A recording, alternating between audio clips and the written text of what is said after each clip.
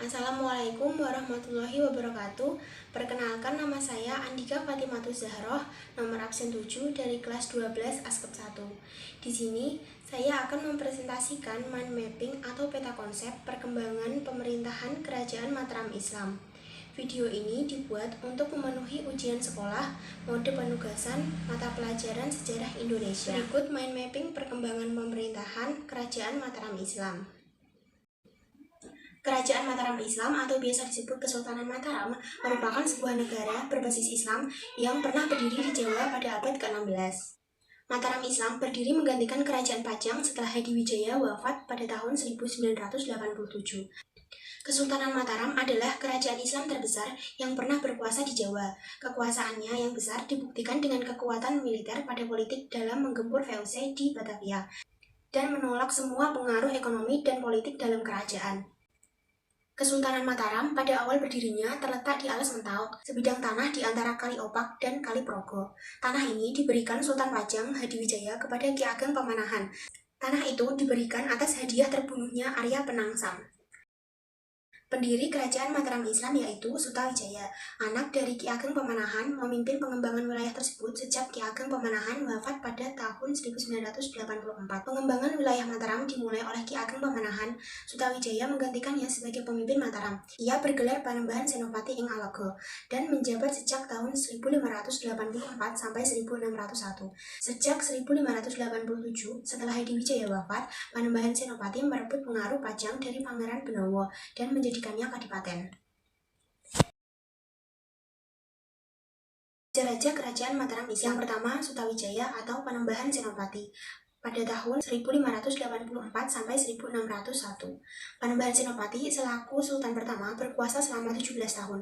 Sejak menggantikan Ki Ageng Pamanahan yang wafat, ia memang menggantikan ayahnya yang wafat pada tahun 1984. Namun, Mataram baru menjadi sebuah negara ketika Panembahan Senopati merebut kuasa dari Pajang setelah Hadiwijaya wafat, sehingga beberapa literatur menempatkannya sebagai Sultan pertama. Pada masa kekuasaannya, ia menaklukkan berbagai wilayah sekitar seperti Madiun, Surabaya, dan Kediri. Ia juga menguasai daerah Priangan dan menjalin persahabatan dengan Cirebon. Yang kedua, Raden Mas Jolang atau Panembahan Sedo ing Krapyak pada tahun 1601 sampai 1613. Raden Mas Jolang adalah putra Panembahan Senopati dari Selir. Ia menyempurnakan pembangunan komplek Kota Gede meliputi Taman Danalaya, Segaran, dan komplek pemakaman. Raden Mas Jolang secara mengejutkan wafat pada tempat perburuan atau Krapyak sehingga dikenal dengan Panembahan Sedo ing Krapyak. Yang ketiga, Raden Mas Rangsang atau Sultan Agung Hanyokrokusumo pada tahun 1613 sampai 1645. Sultan Agung dikenal sebagai raja terbesar Mataram, sekaligus raja terakhir yang menyaksikan kejayaannya. Ia bertahta menggantikan Raden Mas Jolang yang wafat mendadak dan berkeinginan untuk menyatukan kembali wilayah yang mulai melepaskan diri. Pada tahun 1625, Sultan melancarkan penaklukan yang terkenal terhadap Surabaya, menyusul Pati, Giri, dan Blambangan. Hubungan politik Mataram dengan VOC di Batavia memburuk sejak 1624. Mataram menggempur Batavia pada tahun 1628 dan 1629. Pada masa kekuasaannya, Mataram meningkatkan produksi dan ekspor beras melalui pelabuhan pantai utara Jawa. Ia juga membangun komplek perkotaan baru di Pleret, komplek pemakaman Girilaya, dan makam Imogiri. Sultan Agung juga mengeluarkan kalender tahun Jawa yang merupakan kombinasi peninggalan Islam dan Hindu. Yang keempat, Raden Mas Saidin atau Amangkurat I pada tahun 1646 sampai 1677. Sultan Agung wafat pada tahun 1645, digantikan putranya Raden Mas Saidin. Sesuai perencanaan pada periode sebelumnya mengenai perkotaan baru di daerah Pleret, ia memindahkan pusat kekuasaan dari Kota Gede 2 tahun kemudian. Amangkurat I diketahui kurang mampu meraup dukungan dari rakyat dan pejabat kerajaan, sehingga ia mulai mendekati VOC. Aksi ini menimbulkan ketidaksenangan di kalangan keraton, terlebih Amangkurat bersikap ekstrim terhadap para penentangnya. Kekacauan memuncak ketika Trunojoyo pada 1670-an memberontak, merebut wilayah pantai utara dan keraton Pleret pada 1677. Amangkurat melarikan diri menuju Cirebon namun wafat dalam perjalanannya. Yang kelima, Pangeran Adipati Anom atau Amangkurat II pada tahun 1677 sampai 1703. Pada masa ini, Kesultanan Mataram dikenal dengan nama Kasunanan Kartasura karena pusat kekuasaan berpindah ke Kartasura dan raja yang menggunakan gelar Susuhunan atau Sunan. Amangkurat II melanjutkan gerakan melawan pemberontakan Trunojoyo. Tahun 1678, dengan bantuan VOC, berhasil menghancurkan pusat pemberontakan di Kadiri. Meski begitu, gejolak masih berlangsung sampai pada tahun 1681. Akibat hancurnya Pleret, ia memindahkan kekuasaannya ke Kartasura. Amangkurat II memberikan konsesi politik dan ekonomi yang besar kepada VOC. Meski begitu, hubungan tidak berlangsung baik karena raja tidak menepati banyak dari janjinya, bahkan melindungi Suropati pada 1684 dan membiarkan Kapten Franciszek wafat di keraton pada tahun 1686. Yang keenam, Amangkurat III pada tahun 1703 sampai 1705. Pergantian kekuasaan menuju Amangkurat III diwarnai pemberontakan oleh Pangeran Puger yang berhasil dipadamkan oleh Amangkurat II. Namun, seiring kekuasaan Amangkurat III berjalan, dukungan kepada Pangeran Puger meningkat. Terlebih setelah insiden Suropati dan Tek, VOC tidak lagi percaya pada garis keluarga Amangkurat. Pada tahun 1704, Pangeran Puger mengangkat diri sebagai Sunan Kartasura dengan gelar Pakubuwono I dan mengobarkan perang melawan Amangkurat. Amangkurat terpaksa melarikan diri dan menyerahkan Kartasura. Yang ketujuh, Pakubuwono I pada tahun 1705 sampai 1719. Pakubuwono I berhasil menguasai Kartasura, mengalahkan Amangkurat III, menjadi raja yang sah namun semakin terikat dengan VOC. Ia bahkan terpaksa mengeksekusi Adipati Jangrana yang membantunya melawan Amangkurat III, karena VOC menilai Jangrana membantu pemberontakan Suropati. Pakubuwono wafat pada tahun 1719 dan digantikan oleh putranya. Yang kedelapan, Amangkurat IV pada tahun 1719 sampai 1726. Amangkurat IV adalah putra dari Pakubuwono I yang memilih menggunakan gelar Amangkurat. Kenaikan tahtanya diwarnai pemberontakan oleh Pangeran Blitar, Purbaya, Madiun, serta Arya Mataram di Pati. Seluruhnya berhasil ditumpas dengan bantuan VOC, namun akhirnya ia wafat karena diracun pada tahun 1726. Yang kesembilan, Pakubuwono II pada tahun 1726 sampai 1749. Pakubuwono II adalah putra Amangkurat IV. Pada masa kekuasaannya diwarnai dengan peristiwa besar yaitu Geger Pacinan, pemberontakan orang-orang Tionghoa dan Jawa melawan VOC dikarenakan pembantaian orang Tionghoa di Batavia. Sunan mendukung perlawanan terhadap VOC, namun pemberontakan berhasil ditumpas oleh VOC yang dibantu oleh Cakraningrat IV. Pakubuwono kemudian memindahkan kekuasaan ke Surakarta atau Solo. Mataram dikuasai oleh Gubernur Jenderal Baron van Imhoff yang memaksa untuk mengambil alih kekuasaan dari Pakubuwono yang sakit pada tahun 1747 dan menunjuk raja baru sesuai izinnya. Yang ke-10, Pakubuwono III pada tahun 1749 sampai 1788.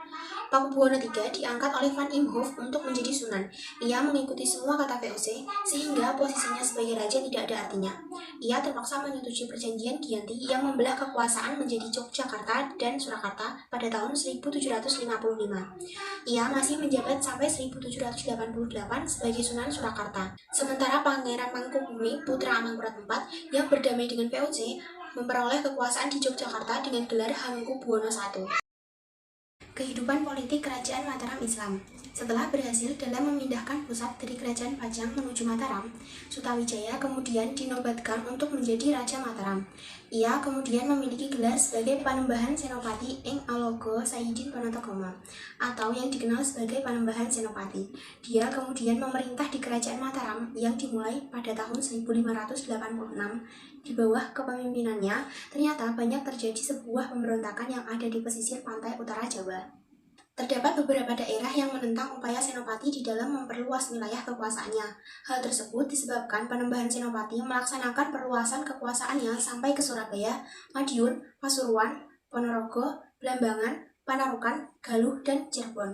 Meskipun dengan susah payahnya, Panembahan terus melakukan usaha dalam menundukkan bupati-bupati yang selalu berniat untuk menentangnya. Kemudian, pada tahun 1595, daerah Galuh dan Cirebon yang ada di Jawa Barat mampu dikalahkan oleh Kerajaan Mataram Islam.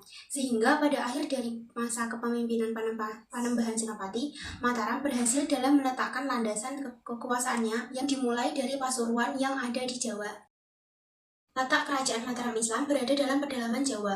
Pada kehidupan perekonomian dari Kerajaan Mataram Islam itu banyak bertumpu dari adanya sektor pertanian. Adapun basis pertanian tersebut berada di Jawa bagian tengah dengan memiliki komoditas utama yaitu beras. Di abad ke-17, Mataram ialah pengekspor beras yang terbesar yang ada di Nusantara.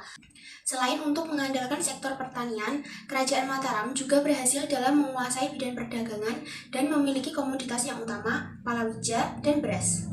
Adapun ciri kehidupan dari Kerajaan Mataram Islam ialah menganut sistem feodal yang berdasar atas sistem agraris. Para bangsawan dan pejabat diberikan imbalan berupa tanah lungguh yang dijadikan sebagai sumber ekonomi. Untuk selanjutnya, tanah lungguh tersebut kemudian digarap oleh para penduduk yang berniat menyerahkan sebagian dari hasil pertaniannya untuk penguasa sebagai sebuah imbalan. Adapun ikatan antara rakyat dan bangsawan disebut sebagai sistem patron-klien. Kemudian kehidupan sosial dan budaya. Kehidupan sosial Kerajaan Mataram Islam, kehidupan masyarakat di Kerajaan Mataram tertata dengan baik berdasarkan hukum Islam, tanpa meninggalkan norma-norma lama begitu saja. Dalam pemerintahan Kerajaan Mataram Islam, Raja merupakan pemegang kekuasaan tertinggi, kemudian diikuti oleh sejumlah pejabat kerajaan. Di bidang keagamaan terdapat penghulu, khotib, naib, dan surantara yang bertugas memimpin upacara-upacara keagamaan. Di bidang pengadilan, dalam istana terdapat jabatan jaksa yang bertugas menjalankan pengadilan istana. Untuk menciptakan ketertiban di seluruh kerajaan, diciptakan peraturan yang dinamakan angger-angger yang harus dipatuhi seluruh penduduk.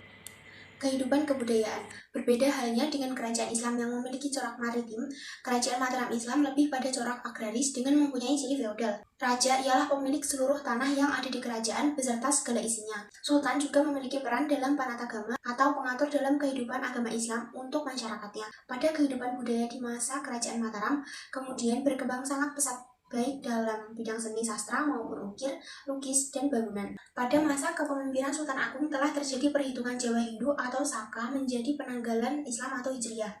Pada perhitungan tahun Islam tersebut berdasar dari adanya peredaran bulan dan telah dimulai sejak tahun 1633. Selain itu, Sultan Agung juga telah menyusun karya sastra yang sangat terkenal, disebut sebagai Kitab Sastra Gending, dan menyusun adanya Kitab Undang-Undang Baru yang telah menjadi panduan yang berasal dari hukum Islam, dengan hukum adat Jawa yang dikenal sebagai hukum Surya Alam. Masa kejayaan Mataram Islam. Mataram Islam mencapai puncak kejayaannya pada zaman Sultan Agung Hanyokrokusumo pada tahun 1613 sampai 1646. Daerah kekuasaannya mencakup Pulau Jawa, kecuali Banten dan Batavia, Pulau Madura, dan daerah Sukadana di Kalimantan Barat. Pada waktu itu, Batavia dikuasai oleh VOC atau Verenigd Oost-Indische Compagnie Belanda. Kekuatan militer Mataram sangat besar. Sultan Agung yang sangat anti-kolonialisme itu menyerang VOC di Batavia sebanyak 2 kali, yaitu pada tahun 1628 dan 1629. Menurut Mujanto, seperti yang dikutip oleh Purwadi pada tahun 2007, Sultan Agung memakai konsep politik keagung binataran yang berarti bahwa Kerajaan Mataram harus berupa ketunggalan, utuh, bulat, tidak tersaingi, dan tidak terbagi-bagi. Ia membangun sistem agraris yang baik, sekaligus pasar perdagangannya di pantai utara Jawa. Sultan Agung juga membangun sistem kalender Jawa yang banyak digunakan sampai dengan hari ini. Kekuasaannya membentang dari Blambangan sampai dengan wilayah barat Jawa. Runtuhan Kerajaan Mataram Islam. Secara umum, Mataram Islam terhitung runtuh pada tahun 1755 sejak disepakatinya Perjanjian Giyanti. Perjanjian tersebut membelah kekuasaan Mataram menjadi Kasunanan Surakarta dan Kesultanan Yogyakarta. Hal ini adalah ujung dari banyaknya kekuasaan yang diberikan kerajaan kepada VOC, termasuk pengangkatan raja. Pada versi lain, sejak Amangkurat II berkuasa di Kartasura, Mataram dikenal sebagai Kasunanan Kartasura. Kemudian pada masa kekuasaan Pakubuwono II menjadi Kasunanan Surakarta karena keraton berpindah ke Surakarta. Pada tahun 1757, berdasarkan Perjanjian Salatiga, Kerajaan Mataram dibagi menjadi 3, yaitu Kesultanan Yogyakarta, Kasunanan Surakarta, dan Mangkunegaran. Daerah Mangkunegaran diperintah oleh Mas Said yang diberi gelar Pangeran Adipati Arya Mangkunegaran. Pada tahun 1813, Kesultanan Yogyakarta dibagi menjadi 2 kerajaan, yaitu Kesultanan Yogyakarta dan Kerajaan Pakualaman, yang diperintah oleh Pakualam yang semula adalah Adipati Kesultanan Yogyakarta. Dengan demikian, Kerajaan Mataram dibagi menjadi 4 kerajaan kecil, yaitu Kesultanan Yogyakarta, Kasunanan Surakarta, Kerajaan Mangkunegaran, dan Kerajaan Pakualaman. Peninggalan Kerajaan Mataram Islam. Yang pertama, Keraton Kota Gede. Pusat kekuasaan Mataram yang dibangun oleh Sutawijaya atau Panembahan Senopati sebagai Sultan pertama Mataram berdiri sekitar tahun 1588 dan mulai berangsur ditinggalkan sejak Amangkurat I membangun kekuasaannya di wilayah Pleret. Yang kedua ada Pertapaan Kembang Lampir, tempat Ki Ageng Pemanahan melakukan semedi. Lokasi ini disakralkan dan dirawat oleh penerus Mataram dari bagian Kesultanan Yogyakarta. Kemudian ada Komplek Makam Kota Gede, Girilaya, dan Imogiri. Raja-Raja Mataram menempatkan wilayah khusus untuk memakamkan keluarganya. Wilayah Kota Gede yang merupakan pusat kekuasaan dimakamkan Hadiwijaya, Ki Ageng Pamanahan, dan Panembahan Senopati. Kemudian ada Pemakaman Girilaya, tempat makam Kiai Ageng Giring, Kiai Ageng Sentong, dan Sultan Cirebon V. Tokoh yang dimakamkan di barat antara lain Kanjeng Ratu Pembayun, istri Amangkurat, makam Kanjeng Ratu Mas Hedi, ibu Sultan Agung, dan Kanjeng Panembahan Juminah, paman Sultan Agung. Wilayah Imogiri dimakamkan Sultan Agung dan istrinya Amangkurat II dan III, Pakubuwono I sampai 7, dan Hamengkubuwono kecuali yang kedua. Kemudian ada Masjid Kota Gede. Masjid Kota Gede adalah masjid warisan Kerajaan Mataram Islam yang dibangun pada tahun 1640. Desain arsitektur bangunannya adalah Hindu-Buddha. Sampai saat ini, Masjid Kota Gede sering digunakan untuk kegiatan dakwah Islam oleh orang-orang di sekitar Kota Gede. Kemudian ada buku Sastra Gending, Niti Sastra, dan Astabrata. Kerajaan Mataram Islam memiliki peninggalan dalam bentuk karya sastra yang dikenal sebagai buku warisan sastra. Buku ini ditulis oleh Sultan Agung dan berisi ajaran filosofis tentang menjadi seseorang yang santun. Setelah beberapa cerita, buku Sultan Agung Literary Gending ditulis setelah serangan terhadap Batavia. Oleh karena itu, perayaan-perayaan adat yang diselenggarakan oleh keraton tidak selaras dengan perayaan-perayaan hari besar Islam. Sultan Agung menghendaki agar perayaan-perayaan tersebut dapat bersamaan waktu. Untuk itulah diciptakan sebuah sistem penanggalan baru yang merupakan perpaduan antara kalender Saka dan kalender Hijriah. Sistem penanggalan ini yang kemudian dikenal sebagai kalender Jawa atau kalender Sultan Agungan. Kemudian ada kalender Jawa. Kalender Jawa juga disebut sebagai kalender Sultan Agungan karena diciptakan pada pemerintahan Sultan Agung pada tahun 1613 sampai 1645. Sultan Agung adalah raja ketiga dari Kerajaan Mataram Islam. Pada masa itu, masyarakat Jawa menggunakan kalender Saka yang berasal dari India. Kalender Saka didasarkan pergerakan matahari atau solar, berbeda dengan kalender Hijriah atau kalender Islam yang didasarkan pada pergerakan bulan atau lunar. Sekian presentasi dari saya. Apabila ada penjelasan yang kurang tepat, mohon dimaafkan. Untuk adik-adik yang kelas 9 SMP masih bingung untuk mendaftar di mana, bisa mendaftar di SMK Astamitra. Di SMK Astamitra ada 4 jurusan. Yang pertama, asisten keperawatan. Yang kedua, ada farmasi, klinis, dan komunis. Yang ketiga, ada otomatisasi, tata kelola, dan perkantoran. Dan yang keempat, ada teknik komputer dan jaringan. Jangan lupa ajak teman maupun kerabat kalian untuk mendaftar di SMK Astamitra. Sekian, terima kasih. Wassalamualaikum warahmatullahi wabarakatuh.